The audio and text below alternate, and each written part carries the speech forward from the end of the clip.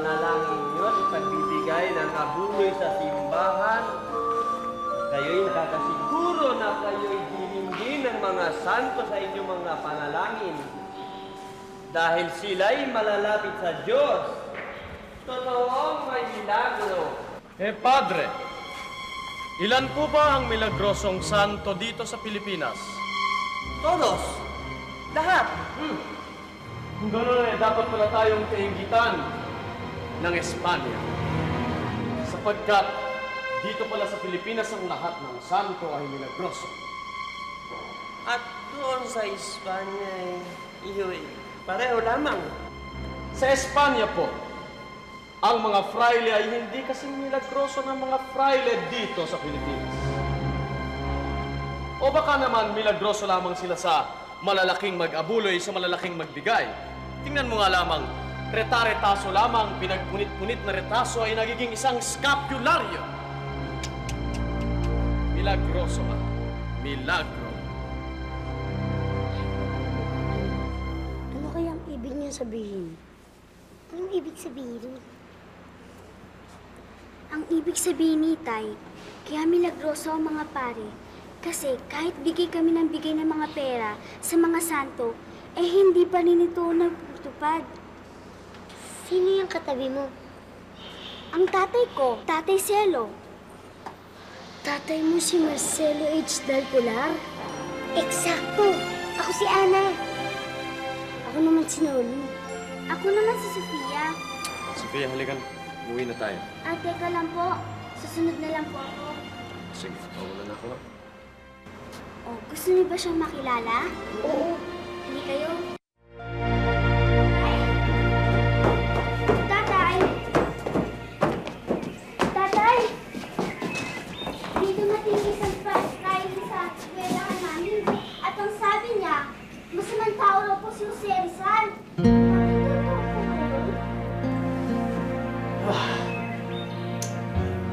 Pati ang mga bata, dinadamay nila. Tatay? Ano yung sinusulat mo? Sahib.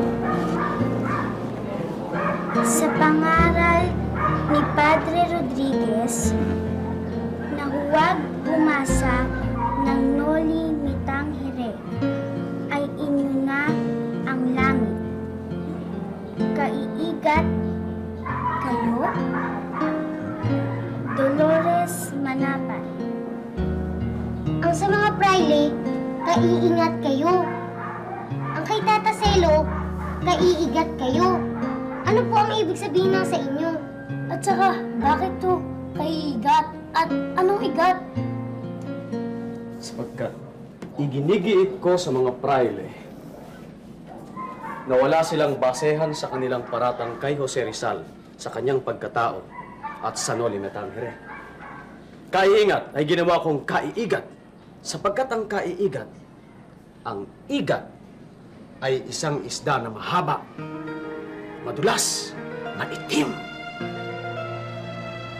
Inihalintulad ko siya kay Padre Rodriguez na nagsasabing kaiingat kayo at mag-ingat kayo sa Noli Me Tangere at kay Jose Rizal. Tatay, natatakot ako. Oh, bakit nag-aalalahan ako? Baka po kasi nalaman ng mga praile na kayo ang nagsulat. Baka makulong kayo. Huwag kang mag-alala, anak. Hindi malalagot ang tatay hanggat hindi nila nalalaman kung sino si Dolores Manapat. Abay, kaya hirap hanapin ni Dolores Manapat. Sino po ba yun?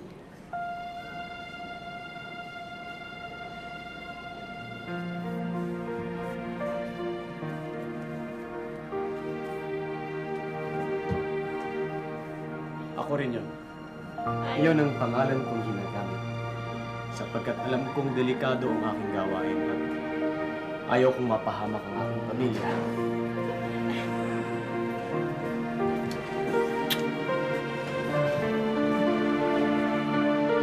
Ay, maraming salamat. Sanay. Kailangan ko pa nga pala ng tulong mo. Kailangan ko pa kasing gumawa ng isang kopya upang maipadala natin sa Espanya at sa mga kaibigan natin doon. Kung maaari sana, ay maipadala to kay Diosdado upang maipalimbag. Huwag kang mag-alala. Ako nang bahala dito. Ikaw na muna sa mga bata, ha? Si Sofia, tingnan-tingnan mo muna. Eh, baka nagre-reklamo ng mga yan dahil hindi ka na nakikita. Kapag sa pagbabalik mo, baka mga abogado na yan.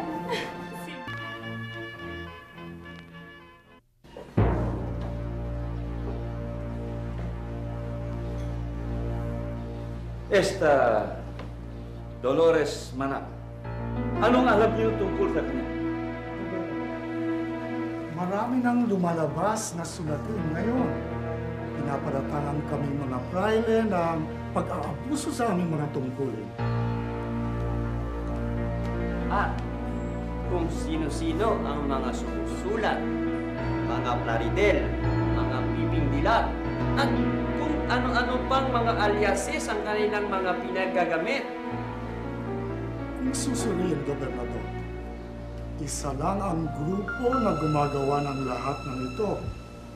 Planado ang lahat ng kanilang atake laban sa amin. Malalim ang lengguwaheng ginagamit nila.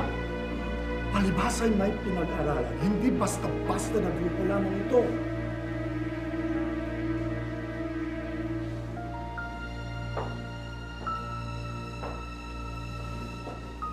Isang grupo lang ito? Sa aming nalalaman, ang grupong ito ay nanggagaling sa Malolos, Bulacan. Ngunit marami silang mga kaibigan, di lamang sa Maynila kundi sa iba't ibang lugar, pati na sa Espanya. Lumalaki at lumalaganap ang mga parata.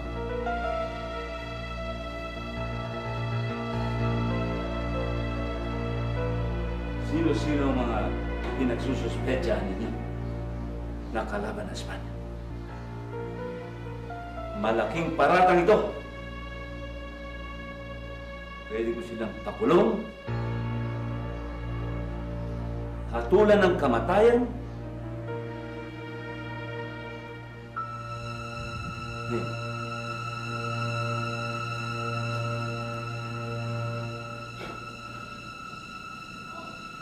Marcelo Dexter Pilar.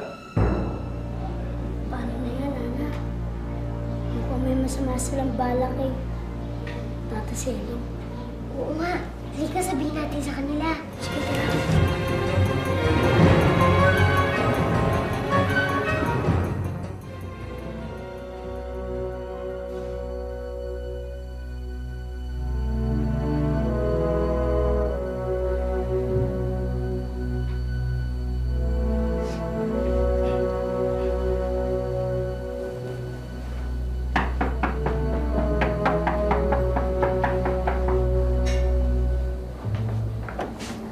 Naku, Tata Selo, may narinig ho kami. May masamang balak sa inyo. Pinasabihan na kami ng kaibigan namin sa pamahalaan na pinatatalsik na rin ngayon. Sige na. Sige.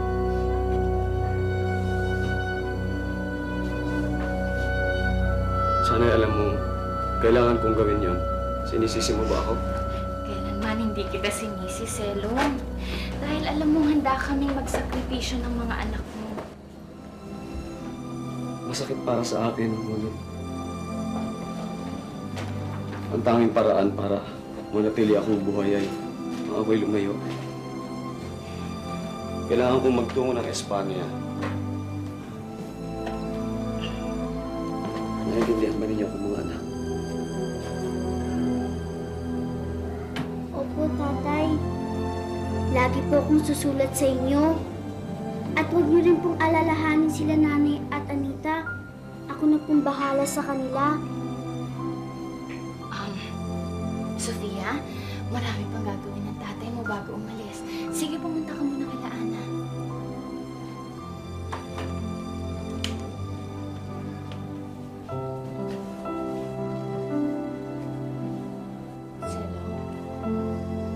Selong, mag-iingat ka doon, ha? Mag-iingat ka parati doon. Dahil hindi kami malulungkot kung alam namin nasa mabuti kang kalagayan. Janay, huwag kang malungkot.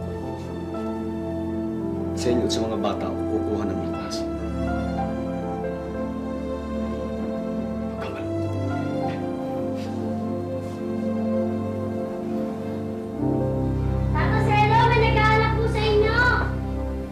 Sige, andyan na.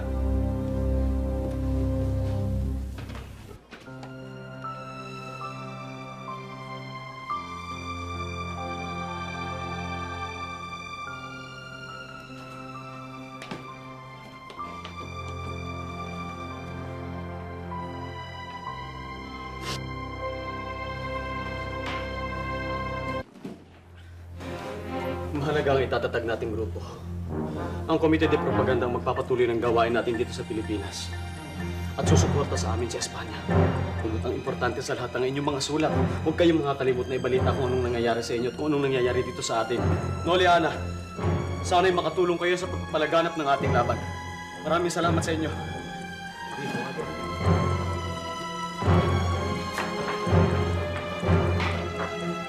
Kaiigat kayo.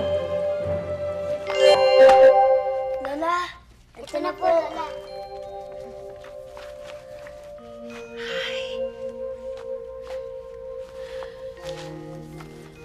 Alam ba ninyo, mga anak, bago siya umalis ng Pilipinas, ang dami niyang naisulat at ito'y nagamit ng kilusang propaganda. Bilib nga ako eh. Manunulat na, mahusay na magsalita at magtalumpati. Pati duplo. Abogado na, bayani pa. At hindi pa dyan nagtapos ang kwento ni Marcelo del Pilar. Eh di po ba nagpunta siya ng Espanya? Ibig sabihin ng Lola, Pupunta rin kami ng Espanya! Yay! Makakatiis ba kayo sa lamig? Maghanap tayo ng isusuot ninyo. Sige po.